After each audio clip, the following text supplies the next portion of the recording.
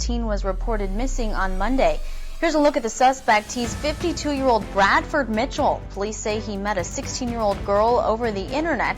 They also say the teen and Mitchell stayed in a hotel together. It was supposed to be the trip of a lifetime. A website for missing children, and found a picture of himself. Gabby Petito, a 22-year-old girl from Florida. People magazine first brought his emotional journey to our attention. Terrell Brown is here to pick up this story. Set off on a cross-country road trip with her fiancé. Always knew he was adopted, but when he got older, he started to wonder who his biological parents were. That curiosity and a simple web search took him on a journey that would change his life. And even today, there are parts of his story that remain a mystery. Brian laundry in a white van. They called it their van life adventure, documenting every stop and special moment on Instagram and YouTube. Everything seemed perfect from the outside. Smiling photos, happy captions, and beautiful nature shots. But behind those pictures was a story that would soon shock the world. In late August, Gabby suddenly stopped replying to her family's messages. The last time her mother spoke to her was during a FaceTime call on August 25th. After that, only strange text messages came through, ones her family believed weren't from Gabby.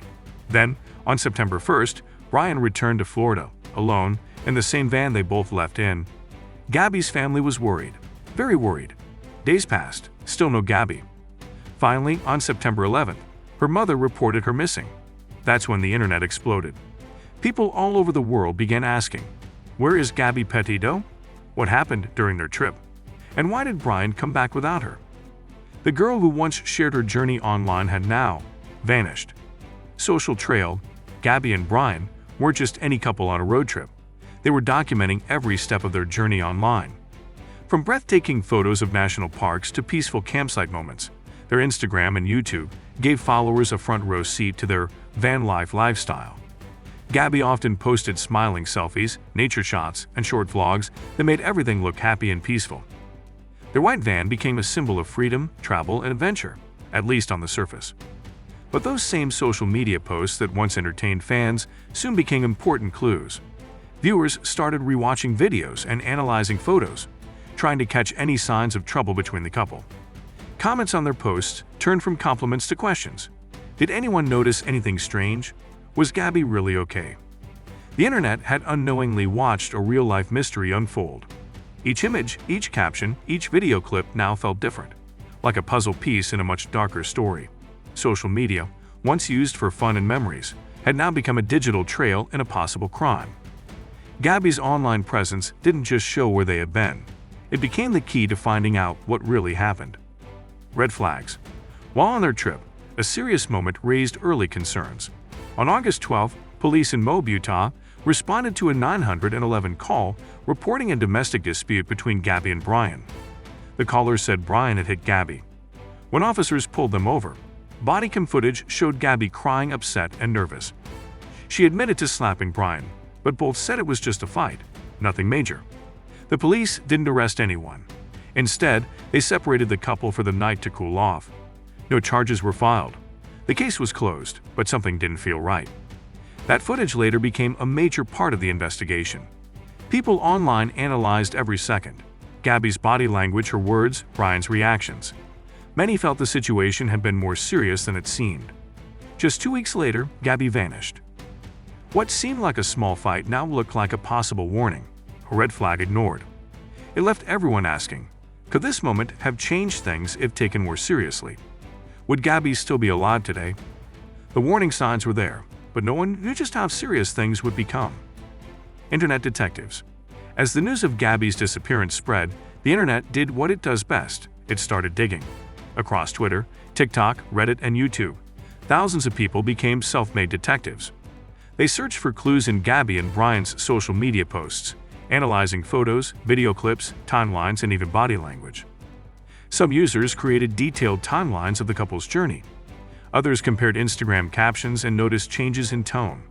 A few even questioned the strange texts Gabby's mom received after August 25. Were they really from Gabby? People began sharing tips, theories, and possible sightings. Some were helpful, but many were wild guesses or false leads. It wasn't the first time the internet took on a real case. And it's not always a good idea. In past events, innocent people have been wrongly blamed. But this time, something was different. Despite the chaos, the online effort actually helped. Real witnesses came forward. People shared dashcam footage, TikTok stories, and first-hand experiences. The internet's obsession turned into a powerful tool. What started as online curiosity had become a real-time investigation, driven by strangers who just wanted to help find the truth. Clues uncovered. Among all the internet noise, real clues started to appear, and they changed everything.